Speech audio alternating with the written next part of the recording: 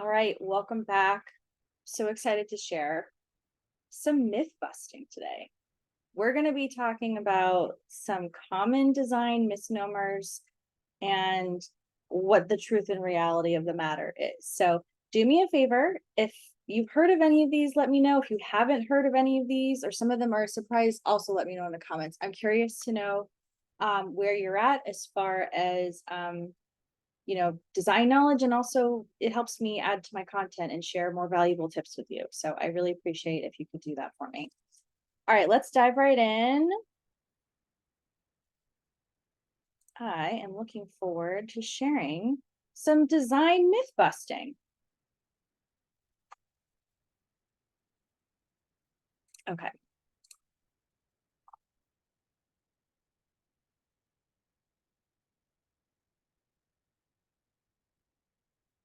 There we go. All right. And as always, an invitation to ask me about Soul Sanctuary, giving life to your soul aligned healing space, if you're interested in working with me personally. So let's debunk some common design myths. All right, let's talk about air cleaning plants because this is kind of a neat category and it's one of my faves. But there are some common misnomers with it. Yes, NASA did a study and studies have been done on air cleaning plants ever since. Fabulous thing to understand and implement if you can. But one of the things that people kind of make the assumption about sometimes, which is not true, is that if you have like one or a few of these types of plants in your space, it's just going to clean all of your air. And so that piece is not true. You would have to have a lot of plants. That being said, you should absolutely, if you want, and if you're not allergic, and if your family members and pets aren't allergic, because we should always be checking that too, these are great ways to make your space fun, lively, bring in some great biophilia, and yes, clean some of your air in the room. It's definitely a bonus to your air purifier, but it does not serve as your air purifier unless you are a plant maniac, which is also great. If you do that, let me know. I love my plant people. Let's share that with me in the comments. So yeah, these are some of the things that it will clean out of your air. I can't pronounce like half of these, so apologies, but let me try. And if you can give me a pronunciation in the comments, that is also helpful because I like to course correct when I can. Trichloroethylene, formaldehyde, benzene, xylene, and ammonia. Okay, so I could only not pronounce one of those out of 5. That's pretty good. Okay, I'll take it.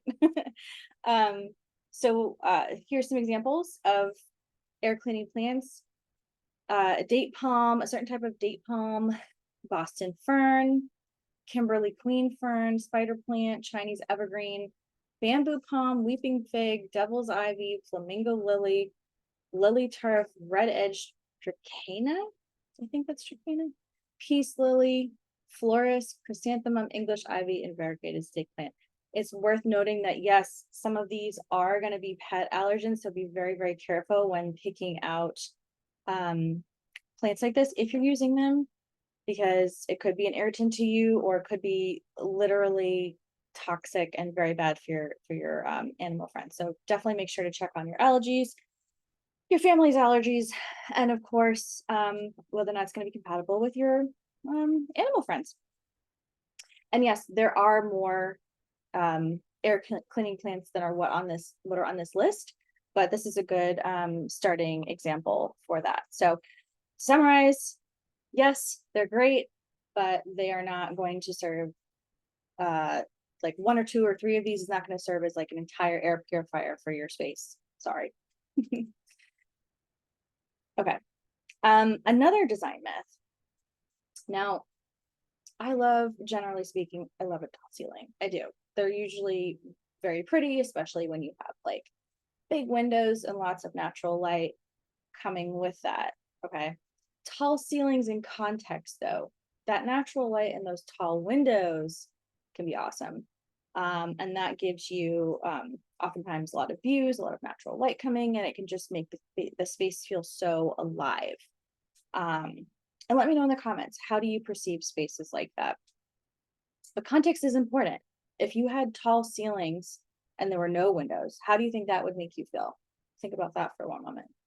Um, Here's the other thing about tall ceilings, and even tall ceilings when you have a lot of natural light, tall windows, that can produce like a ton of glare and overlight a space and just be like overwhelming in the wrong context. So you'll want to know like which direction this is facing in. And also, let me tell you something. And some of you who are scientists or into this kind of thing may know, the sun is not just go around in like a stationary circle, right?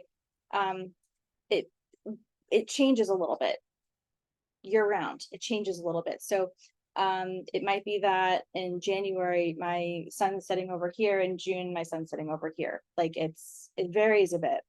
And also, so even if you have like a ideally faced window, like a south facing window, whatever, with huge natural light, windows coming in, it can vary a little bit. So these are things to pay attention to for sure. So yeah, if you have, for example, a tall ceiling with beautiful tall windows, natural light flowing in, but you are like east facing, that can be beautiful certain times of day, but it's going to be brutal first thing in the morning, for most situations. And of course, unless there's a building right next to you, right? This is all about context. This is all about context. So tall ceilings can be great. Yeah, tall windows can also be great. It can also be like really, it can be really not fun depending on your context. So really want to consider what's going on in and around your space. Back in the day, studying interiors and learning that, yes, I'm designing an interior, but I have to also pay attention to all the things going around the interior was so key. And I think that's just lost on most folks, and that's okay. That's why we're here to talk about that kind of stuff. Another thing about tall ceilings, if you have like beautiful chandelier, you've got this fixture, that wallpaper, beautiful can be very difficult to access and redesign. So you'll want to consider that when you're going to change a space. If you want to put wallpaper up, if you want to paint, if you want to even switch a light bulb out from time to time, or swap out maybe like a big, beautiful chandelier or something like that, consider that you're gonna have to be able to access it. And it's not necessarily only going to be, do you have a tall enough ladder? It might be, do you have a tall enough ladder? Do you have, can you do it safely? Safety is so important. You do not want to have an accident in your home, but, due to not planning it properly, that can be brutal and dangerous. So you'll want to know, like, is a tall ladder going to be adequate? Or will I have to actually get some machinery in here because, for example, like hanging a very heavy chandelier. I mean, first of all, you need to make sure it's structurally compliant. Is it going to be too heavy for the location? Are you okay, where you're installing it? If you're having someone install something new, or if you're not sure, like, oh, I had a chandelier up before, but it was smaller. Can it still take the same weight? And hey, maybe I have a ladder and two people, but it's still not going to be a safe process for me to carry this really big chandelier up this ladder. Someone's going to get hurt or something's going to drop. So these are all things you have to consider. You might need to bring in machinery. You might need to bring in some machinery to be able to, like an elevator, lift it up. Yeah. So these are things to consider, because they can be really beautiful, but they can also have issues, right? Depending on what your context is. And then depending on access, and, planning, right? Shoot, if you're even trying to clean, you might want to consider that. It's like, oh, well, gosh, these big, beautiful windows, but I'm going to have to clean them. I'm going to have to get to the top of these windows. Or I'm going to have to, when I hire a team to clean, I'm going to have to instruct them on that. So these are all things to consider. Tall ceilings, especially with those big, beautiful windows, can be awesome. But they can also be kind of high maintenance. So just consider that when you are when you're looking at that kind of space. Here's another thing to consider: older buildings. So like these big, tall ceilings, big windows, like a mill building or something like that. Older buildings, and again, they could be retrofitted, and they should have been, probably, depending on how they were updated. Older buildings might not have the thickest glass, again, unless they were properly renovated, in which case they should have thicker glass now. So there can be, again, depending on, like, then you could just live in an old home, right? Like, I live in a cottage with single pane glass that has been repaired and repaired and repaired. And so it doesn't exactly retain heat super well. There's also a lot of like cracks and stuff. And you know, some of the things, some of the building materials. And so you might have that issue going on, depending. And again, that doesn't necessarily always correlate with the tall ceilings, but it can, you know, you've got those old buildings and such. So, and if you have textured walls with a tall ceiling, that can be that could be tricky as well. Not always easy to design from a purely cosmetic perspective. One thing I will say is I had textured walls in my other room, and they're like brick that's been painted over and over and over and over again. And if I owned the place, I might go and strip the walls to get down to the base layer, but I don't own the place, so I'm not going to do that.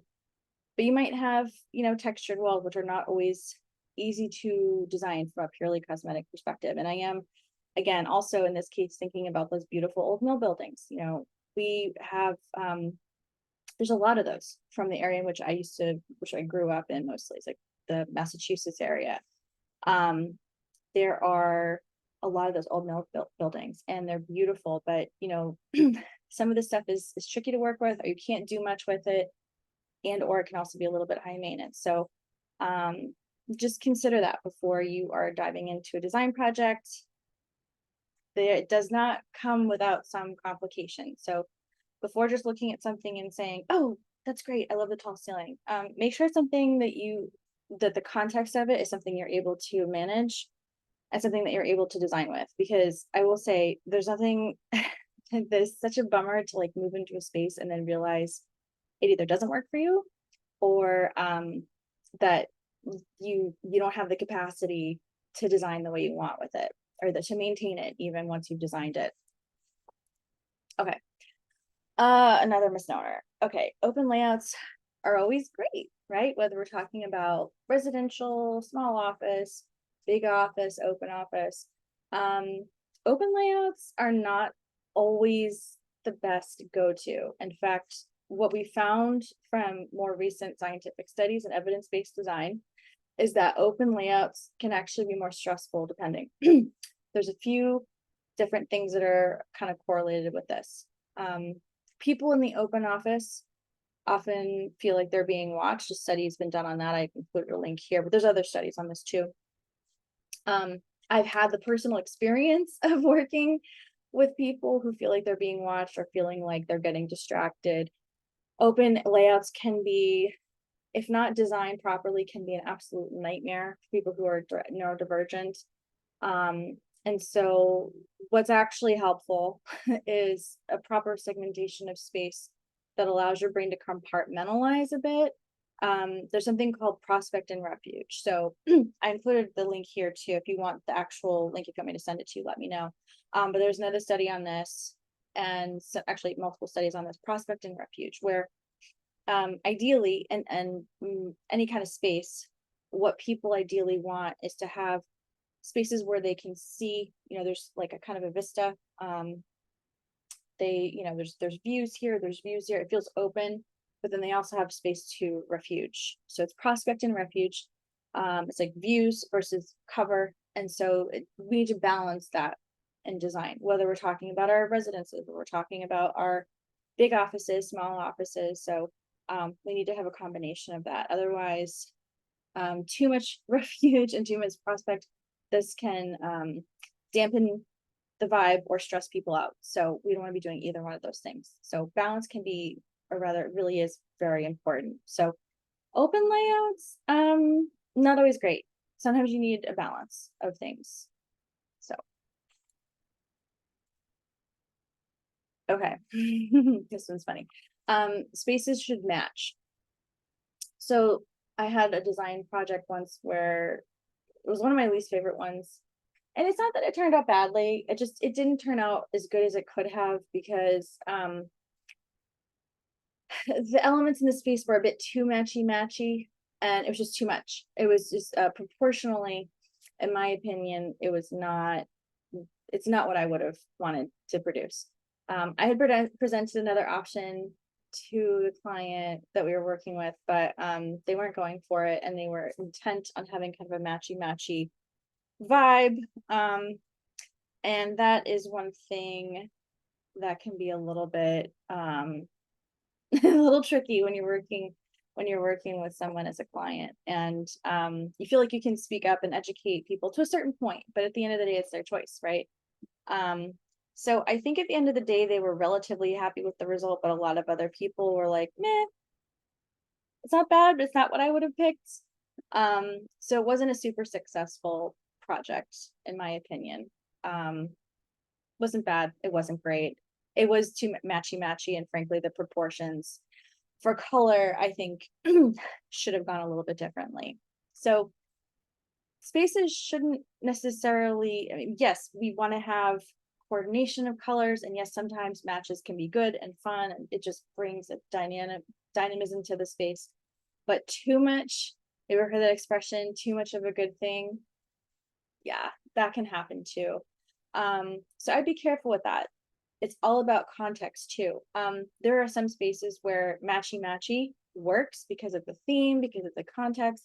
But a lot of times that is something we need to keep an eye on. So proportion is a concept in design, and color falls right into that. And that's, going back to a few videos ago where we were talking about kind of color mapping over your space three-dimensionally with trace paper. That's one of the reasons we did that activity. So it proportionally, will show you like how much is too much color of this, that, and the other.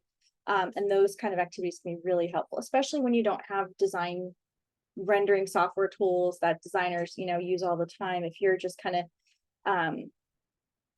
conceptualizing this on your own, you can do it in simple ways and still get a really good result.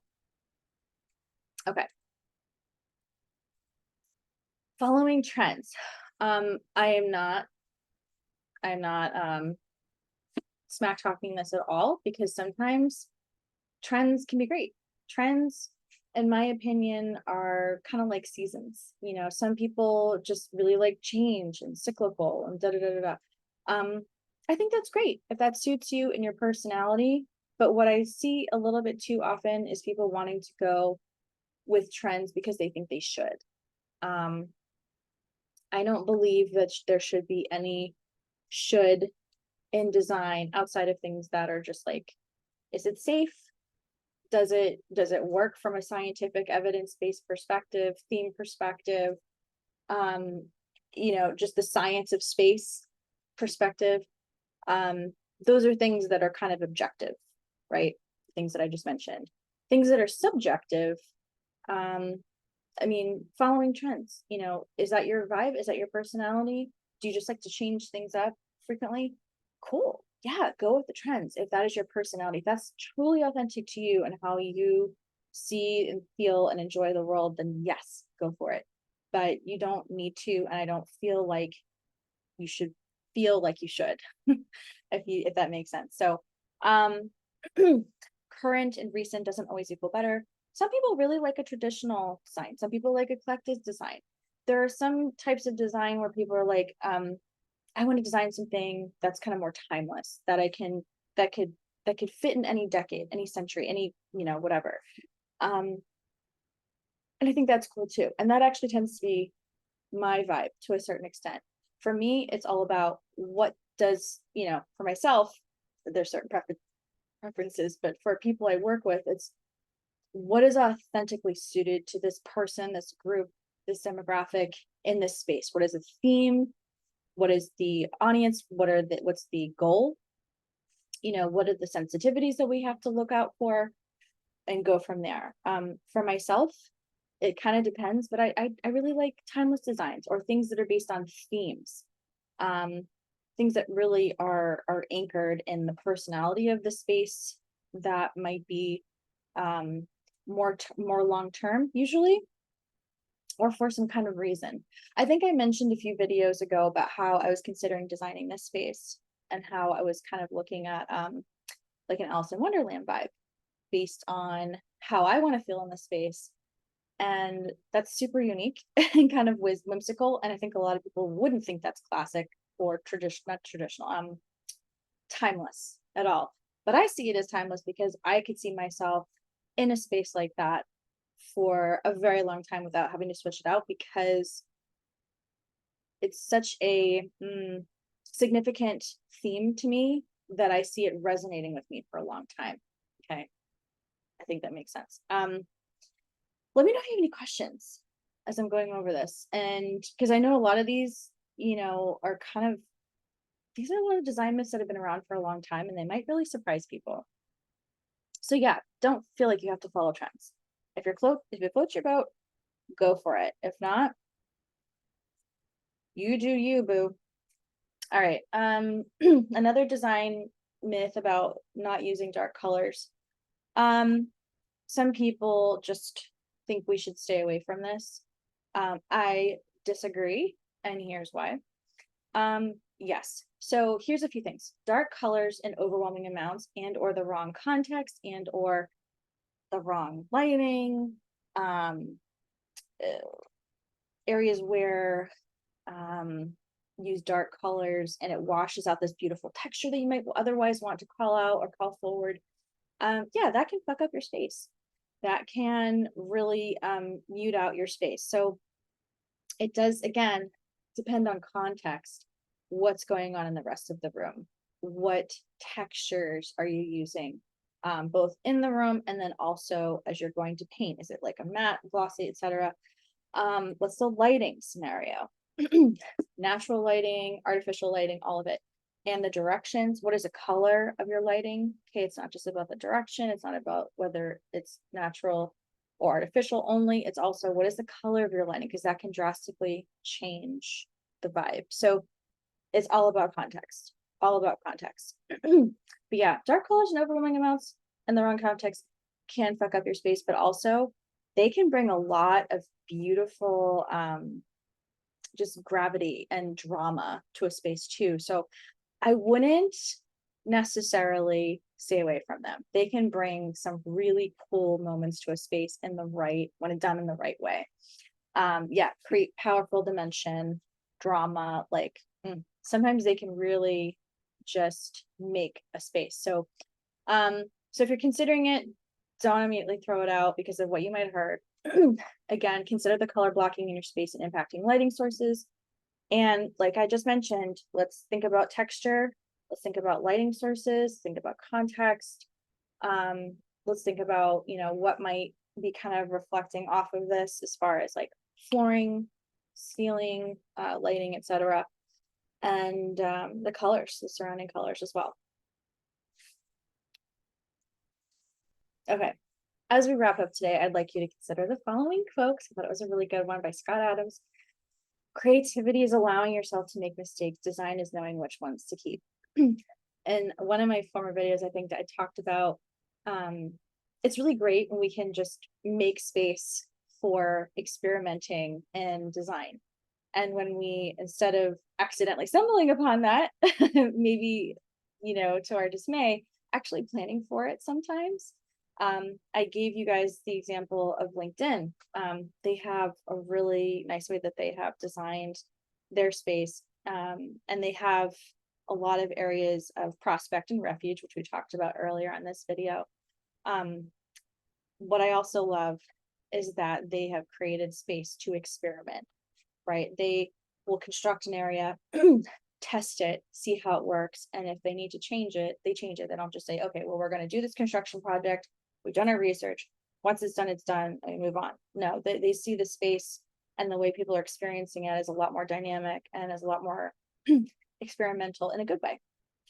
And so I, if that's possible for you, if that is, if that's something you have the capacity for, then I would definitely invite you to look at your space that way. Look at it as a beautiful ongoing experiment to an extent, right? We don't want to have too many loose ends. And in fact, those of us with ADHD might think of that and go, oh, overwhelming.